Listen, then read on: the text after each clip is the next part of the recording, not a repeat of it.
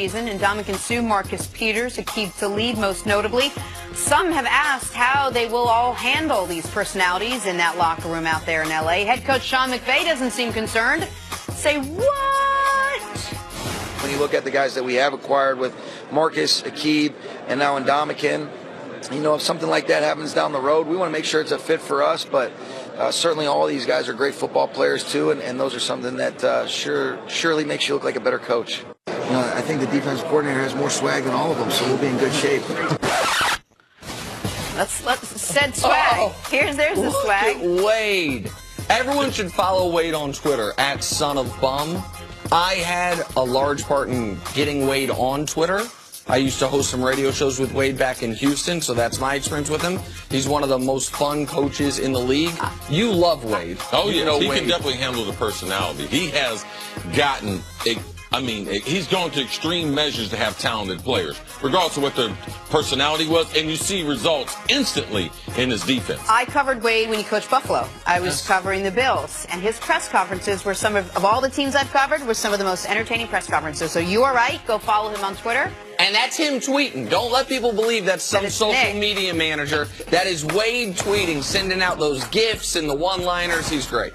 Time now for some stories to start your morning. Big game in the Western Conference. Blazers beating the Pelicans behind 41 points out of Damian Lillard. Nick, how impressed were you with Lillard last night? Man, Lillard's making a case now.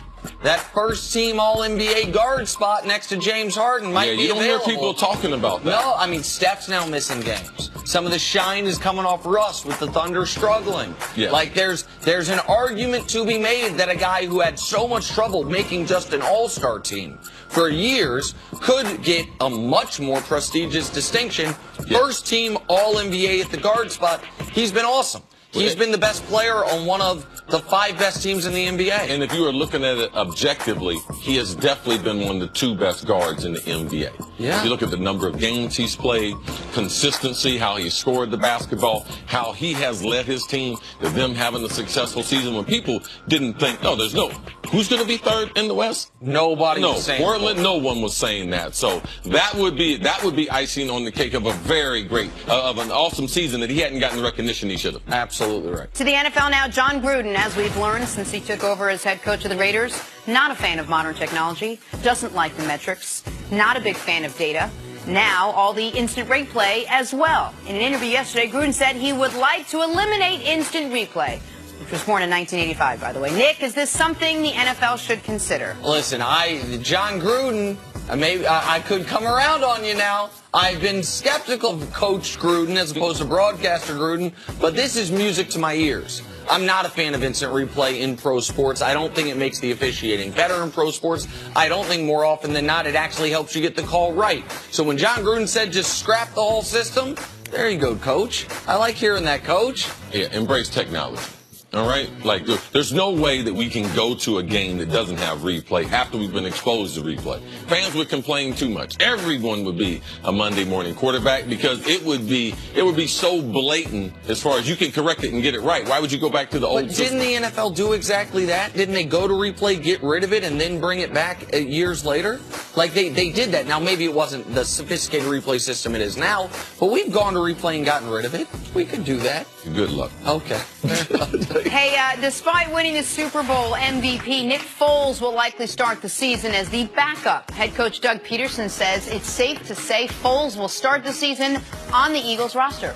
CC, are the Eagles making the right decision holding on to Nick Foles? Of course, there's no decision here. Like, there's no debate here. Like, the people that are talking about this, I don't know what they're thinking about. There's no way the Eagles can get off of Nick Foles. The price that you paid for him, he understands the offense. He's great in the locker room. He's great in the community there.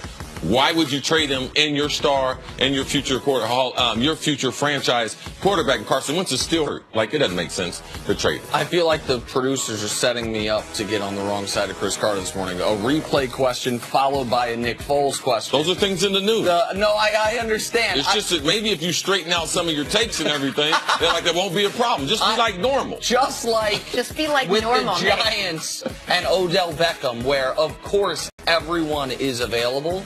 Of course, Nick Foles should be available, and depending on Carson Wentz's health, and depending on how desperate another team is close to the season if they suffer a quarterback injury. I'm not yet convinced that Nick Foles is absolutely a Philadelphia Eagle next year, even if right now their plan is for Nick Foles to be a Philadelphia Eagle next year.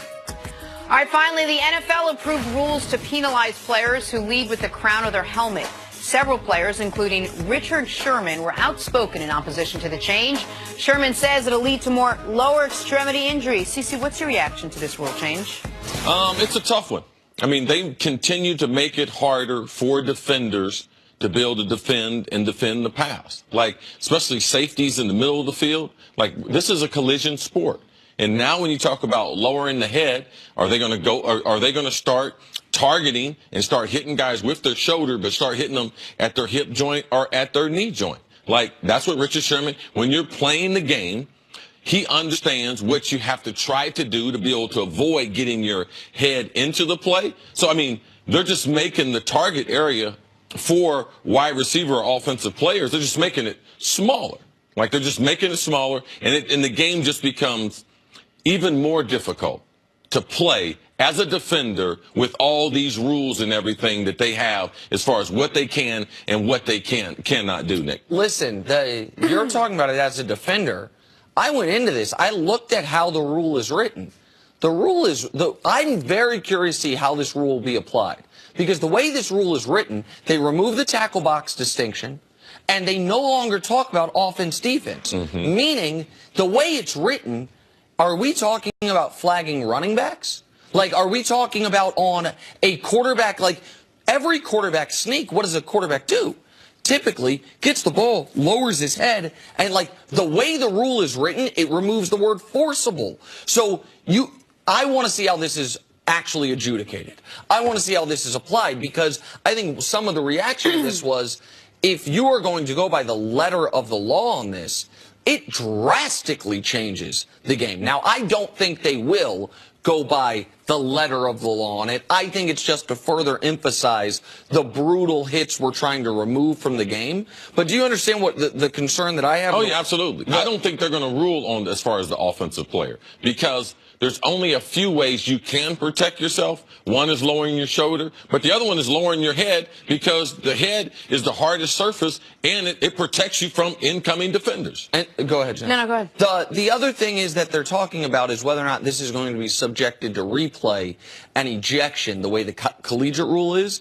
I don't know anyone that thinks the way the NCAA does the targeting rule is done effectively. So I would not like to see that to come to the NFL. I see that when players get kicked out of games for what seem to be bang, bang, not dirty plays, like, I don't think people want that to come to the NFL, right? No, absolutely not. And so this is one of those things that it's going to be hard to judge this until we see it applied. Because if they are saying running backs can't lower your head when you're trying to pick up a first down, that changes everything dramatically. I doubt they'll do that. Just one of a number of rules that were discussed. Moving on to the other new rulemaking news, all